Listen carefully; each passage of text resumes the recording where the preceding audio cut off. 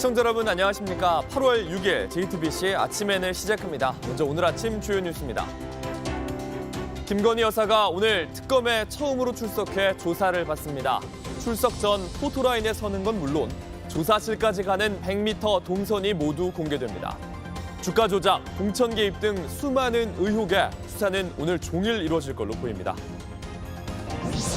어제 국회에서 보좌관 명의의 주식 계좌를 거래하는 장면이 공개된 이춘석 의원이 민주당을 탈당했습니다. 국회 법제사법위원장에서도 물러나기로 했습니다. 최근 주식 양도세, 과세 대상 확대 등을 놓고 악화된 여론을 감안한 걸로 보입니다. 방송문화진흥법을 막기 위한 국민의힘의 무제한 토론이 자정에 종료됐습니다. 여야는 공영방송 장악법, 공영방송 정상화법이라며 서로 맞섰습니다. 민주당은 8월 임시국회에서 법안을 처리할 예정입니다. 오늘은 전국에 많은 비가 예상됩니다. 내일까지 중부지방엔 최대 150mm 이상, 남부지방에도 최대 120mm가 넘는 폭우가 쏟아지겠습니다. 비가 오면서 서울 낮 최고 기온이 28도에 머무는 등 폭염특보는 일부 해제됐습니다. 김건희 특검이 공식 출범한 지 35일 만인 오늘 오전 10시에 잠시 후 김건희 여사가 특검에 출석합니다. 김 여사가 포토라인에 서고 조사실로 향하는 모습까지 모두 공개될 예정입니다. 공천 개입, 도이치모터스 주가 조작, 명품백 수수 의혹까지 수많은 의혹의 답을 듣기 위해 조사는 오늘 종일 진행될 걸로 보입니다. 하예빈 기자입니다. 김건희 여사는 오늘 오전 서초동 자택에서 출발해 광화문에 있는 특검 사무실까지 대통령 경호처 차량으로 이동합니다. 특검 건물 1층 출입구를 통해 건물 내부로 들어가는데 포토라인에 서서 기자들의 질문을 받게 됩니다. 이후 차례로 에스컬레이터와 엘리베이터를 타고 약 100m 정도를 이동해 12층 조사실로 향하는 모습이 모두 공개될 예정입니다. 특검 건물 주변에 각종 집회가 신고되어 있는 만큼 경찰 통제선이 설치됩니다. 김 여사는 지난해 검찰 수사 당시 제3의 장소에서 출장 조사를 받아 논란이 됐습니다. 특검은 피의자 조사에 예외는 없다면서 김 여사 측의 티타임 요청 등 요구사항을 모두 거절한 상태입니다. 휴식 시간을 두고도 법과 원칙에 따르겠다고 했습니다. 조사는 도이치모터스 주가 조작 관련 의혹부터 차례로 진행될 걸로 전해집니다. 이어 명태균 씨가 폭로한 당 공천 개입, 통일교 측이 제공한 명품백 수수 의혹 등 각종 혐의별로 질문이 이어질 걸로 보입니다. 의혹 자체가 방대해 검찰이 준비한 질문지만 100페이지에 달하는 걸로 알려졌습니다. 김 여사 측은 그간 제기된 의혹 대부분에 대해 사실이 아니라며 부인해왔습니다. 오늘은 변호사와 함께 조사에 입회하되 진술 거부권 없이 성실하게 답변하겠다는 입장입니다. 다만 당사자 동의가 필요한 야간 조사는 거부한 상황입니다. 이 때문에 오늘 조사도 밤 9시를 전후로 끝날 가능성이 큽니다. JTBC 하혜빈입니다. 법에 적시된 수사 대상만 16가지, 또 그보다 훨씬 더 많은 의혹들이 답을 기다리고 있습니다. 특검이 준비한 질문만 100페이지, 조사 한 번에 끝내긴 어려운 양인데 무엇을 추궁할 것인지 박현주 기자가 정리했습니다. 특검은 두 차례에 걸쳐 김건희 여사에게 출석 요구서를 보내며 5가지 사건을 조사 대상으로 제시했습니다. 먼저 이종호 씨 등 도이치모터스 주가 조작 일당과 시세 조정을 공모한 혐의입니다. 명태균 씨 부탁을 받아 김영선 전 의원 등의 공천을 개입했는지도 조사받아야 합니다. 건진법사 전성배 씨를 통해 통일교 측으로부터 6천만 원대 목걸이와 샤넬 가방 등을 받았는지도 확인이 필요합니다. 여기에 2022년 나토 순방 때 착용한 반클리프 목걸이 등 고가 장신구의 출처 등에 대해서도 조사가 이뤄집니다. 끝으로 특검은 지난 대선을 앞두고 윤석열 전 대통령이 도이치 주식 투자에서 손실을 봤다고 허위 사실을 공표했다고 보고 김 여사를 상대로도 조사할 예정입니다. 특검은 도이치 주가 조작과 관련해선 이미 계좌를 맡기고 수익 40%를 주기로 했다는 김 여사의 육성을 확보했습니다. 김영선 전 의원의 공천을 논의한 명태균 씨와의 통화 녹음도 공개가 됐습니다. 당선인 이름 팔지 말고 그냥 밀이라고 했어요, 지금. 윤 전 대통령은 김 여사가 도이치 주식으로 손실을 봤다고 했지만 이 양반이 골드만삭스 출신이라고 해서 한 4달 정도 맡겼는데 손실이 났고요. 한국거래소는 김 여사 모녀가 20억 원대 시세 차익을 본 것으로 분석했습니다. 이렇게 혐의와 의혹들이 많은 만큼 하루에 김 여사 조사가 끝나지 않을 수 있다는 전망도 나옵니다. 특검은 현재 집사 게이트를 비롯해 외유성 해외 순방 의혹 등에 대해서도 수사를 하고 있는 만큼 앞으로도 조사 대상은 더 늘어날 수밖에 없습니다. JTBC 박현주입니다. 이런 가운데 김건희 여사의 계좌 관리인인 이종호 전 블랙펄 인베스트먼트 대표가 어젯밤 구속됐습니다. 김 여사 수사의 핵심 참고인으로 법원은 증거인멸의 우려가 있다고 봤습니다. 삼부토건, 도이치모터스 주가 조작부터 구명 로비 의혹까지 특검 수사에 탄력이 붙게 됐습니다. 조혜연 기자입니다. 김건희 여사 계좌 관리인으로 알려진 이종호 전 블랙펄 인베스트 대표가 구속됐습니다. 법원은 증거인멸의 우려가 있다며 영장 발부 사유를 설명했습니다. 이 전 대표는 도이치모터스 주가 조작 사건 재판이 진행되던 2022년에서 2023년 1차 주포 이모 씨에게 김 여사와의 친분을 강조하며 재판 개입을 명목으로 금품을 수수한 혐의를 받고 있습니다. 특검은 이 전 대표의 구속영장 청구서에 이 전 대표가 이 씨로부터 25번에 걸쳐 8,390만 원을 받았다고 적시했습니다.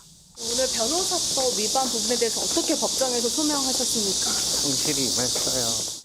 이 전 대표는 구속영장 심사에서 혐의를 부인하며 특검이 이 씨의 허위 진술만으로 죄를 뒤집어 씌웠다고 진술한 것으로 전해졌습니다.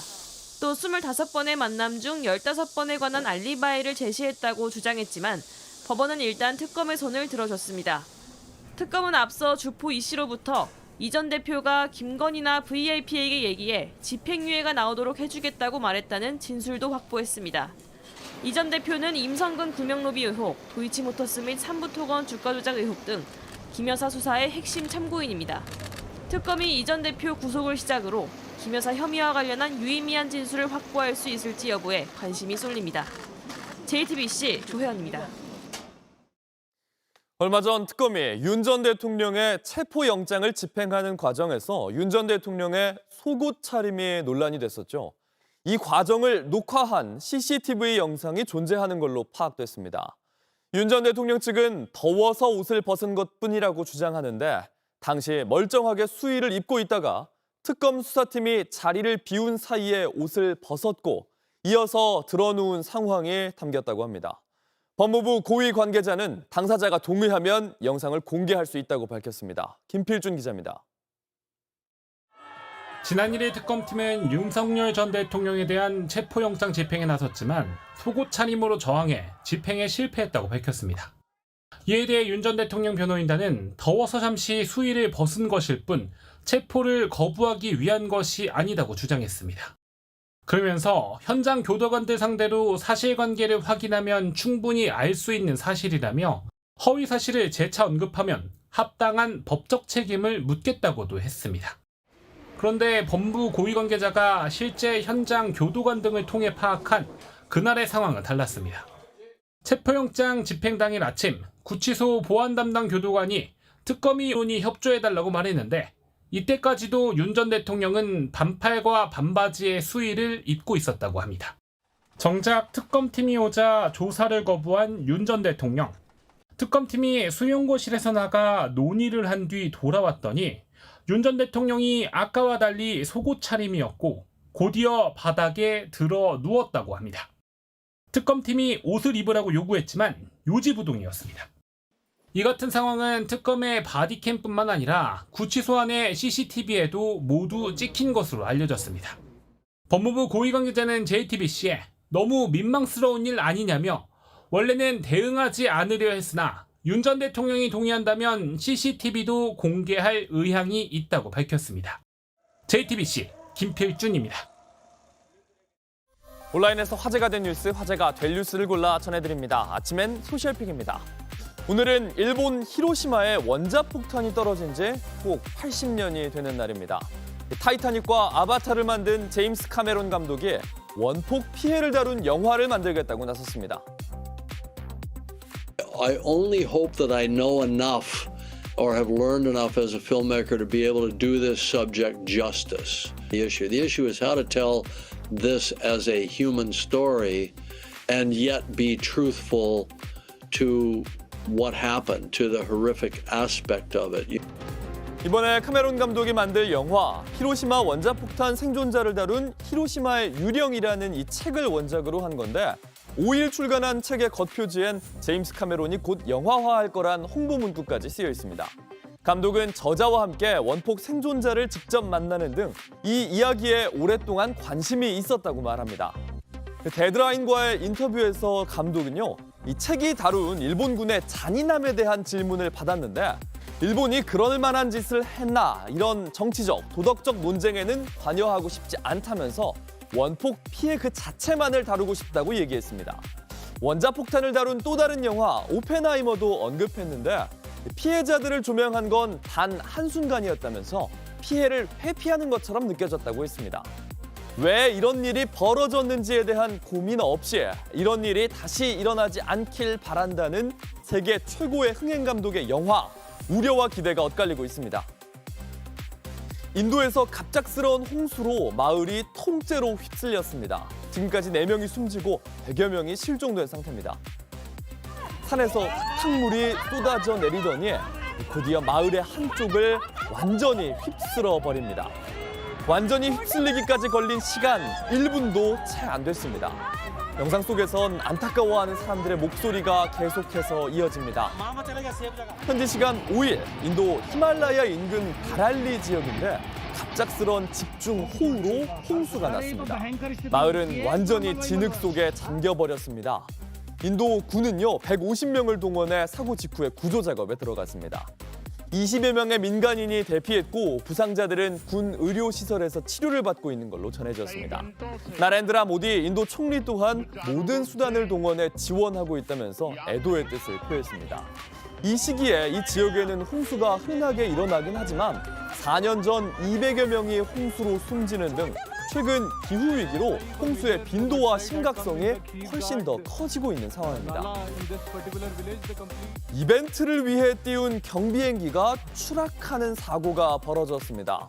튀르키예에서 벌어진 일인데 무슨 일이 있었는지 영상으로 확인하시죠.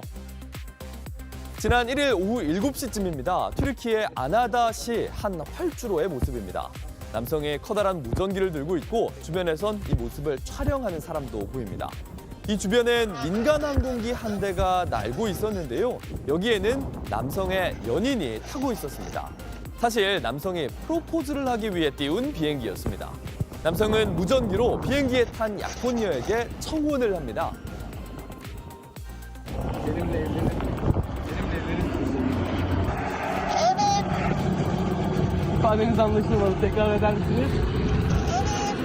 그런데 대답을 듣고 10초도 채 안 돼서 비행기가 크게 돌더니 바닥으로 향해서 결국 추락해 버렸습니다. 경비행기는 완전히 부서졌고요. 이 사고로 타고 있던 조종사와 여성이 병원으로 옮겨져서 치료를 받았습니다. 최고의 순간이 아찔한 사고로 기억될 뻔한 장면이었습니다.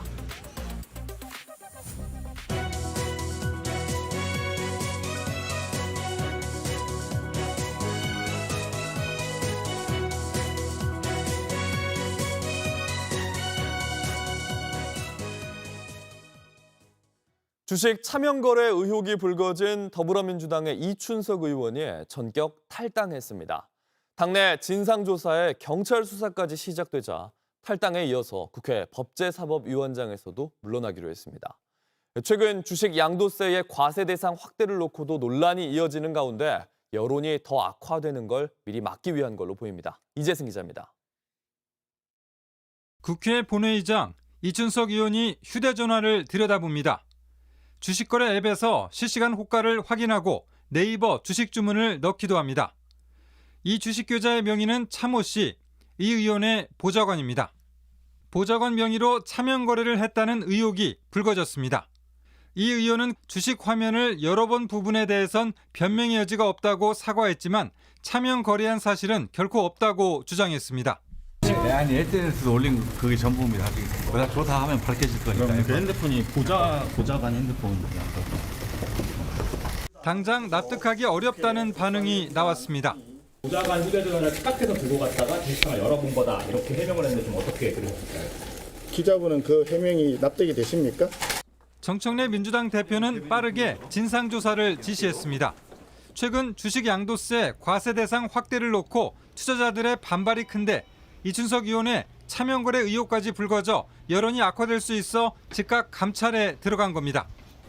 논란이 커지고 경찰이 금융실명법 위반 혐의로 입건하자 이 의원은 어젯밤 전격 탈당했습니다. 법사위원장직도 내려놨습니다. 이 의원은 소셜미디어에 탈당 소식을 전하며 분노하고 불편하게 해드려 사죄드린다. 당에 부담드릴 수 없다며 수사에 성실히 임하고 반성하고 성찰하는 시간을 갖겠다고 밝혔습니다. 정청래 대표는 탈당하면 당내 조사나 징계를 할 수 없는 만큼 경찰의 철저한 수사로 진상이 밝혀져야 한다고 말한 것으로 전해졌습니다. JTBC 이재순입니다. 방송문화진흥법에 대한 국민의힘의 필리버스터가 자정에 종료됐습니다.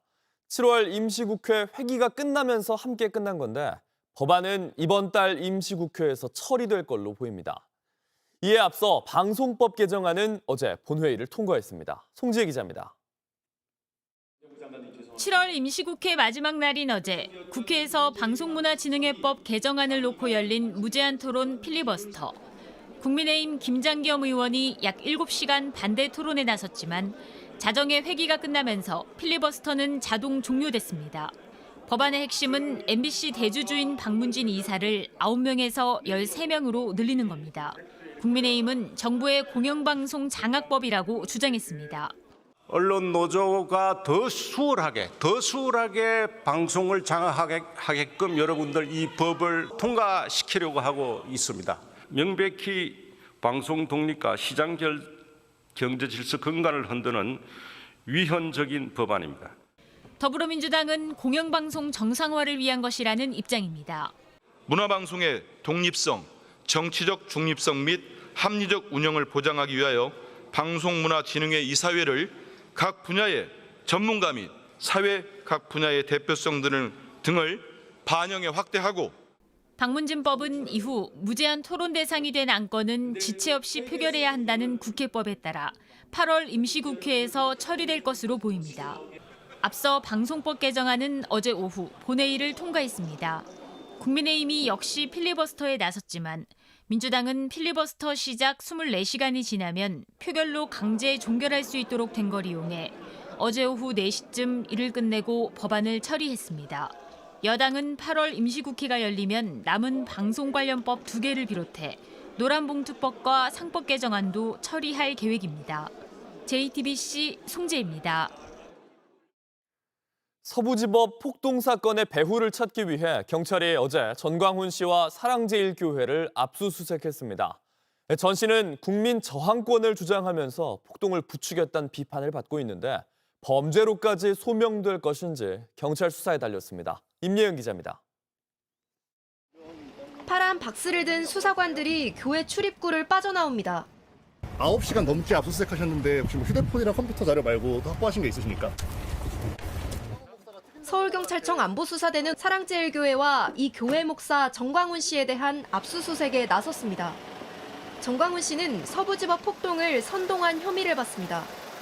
경찰은 압수수색 영장에 전 씨가 종교적 신앙심을 이용한 가스라이팅을 통해 자신의 말을 맹목적으로 따르도록 했다고 적시했습니다.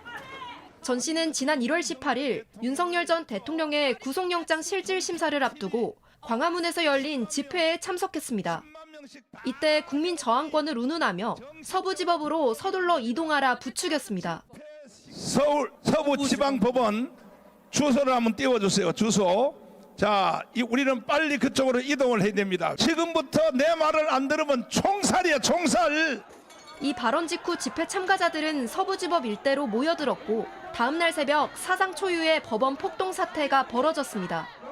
폭동에 가담한 이들이 줄줄이 체포되고 그중에는 교회에서 활동한 전도사 직함을 사용한 이들이 있다는 사실이 알려지자 전 씨는 돌연 선을 그었습니다. 저는요, 그날 서부지법에 가서 연설하면 할 때 절대로 경찰과 충돌하지 마라. 그다음에 폭력하지 마라. 경고하고 저는 몸이 안 좋으니까 바로 연설 끝나고 왔고 이 서부 사태의 진입 사건은요. 그 다음 날 새벽 3시에 일어난 거예요. 나는 전혀 모르는 사람들이야. 왜 거기에 진입을 했는지 난 전혀 모른다고. 경찰은 전 씨와 함께 윤 전 대통령 지지 집회를 주도한 유튜브 신의 한수 신혜식 씨에 대한 강제 수사에도 나섰습니다. JTBC 임예은입니다. 지난달 평균 기온이 27.1도, 1994년에 이어 두 번째로 더웠던 폭염의 7월이었습니다. 역대급 폭염은 우리 밥상 물가도 끌어올렸습니다. 더위에 약한 시금치나 상추 가격이 크게 올랐는데 먹거리 물가 8월에도 걱정입니다. 전다빈 기자입니다.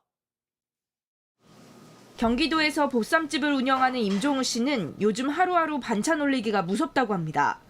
한 달 새 상추, 배추 같은 채소 가격이 너무 올라섭니다.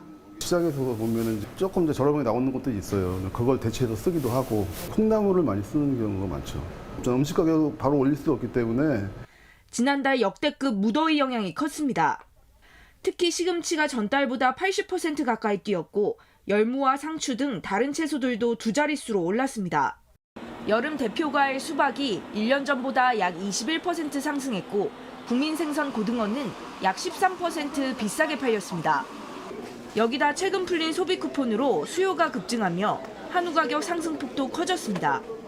지난달 전체 소비자 물가 상승률은 2.1%로 두 달째 2%대를 유지했지만 서민 생활과 직결된 먹거리 물가는 치솟은 겁니다. 연초부터 들썩거렸던 가공식품 물가는 마트 할인 행사 등으로 전달보단 낮아졌지만 빵, 커피 가격이 고공행진하며 여전히 4%대를 기록했습니다. 외식 물가도 마찬가지입니다. 원재료 가격이 인상되었고 그리고 인건비 등도 인상되면서 그런 것들이 복합적으로 작용을 하면서 외식 물가가 전체적으로 상승했다고. 이런 먹거리 물가 상승세는 집중호우와 폭염이 겹친 이달에도 계속 이어질 전망입니다. 정부는 수박 등 날씨 영향을 크게 받은 농수산물 품목을 중심으로 할인 지원을 이어간다는 방침입니다. 또한 배추 방출 규모는 전달보다 2배 확대하기로 했습니다. JTBC 전다빈입니다. 날씨입니다. 오늘은 강한 비구름의 영향으로 전국에 많은 비가 내리겠습니다. 내일까지 중부지방엔 최대 150mm 이상, 남부지방에도 최대 120mm가 넘는 폭우가 쏟아지겠습니다. 비가 내리면서 서울, 경기와 강원도의 폭염특보는 모두 해제됐습니다. 오늘 서울의 낮 기온은 28도에 머물겠습니다. JTBC 아침 N을 마칩니다. 내일도 7시 반에 아침을 열겠습니다. 시청해주셔서 감사합니다.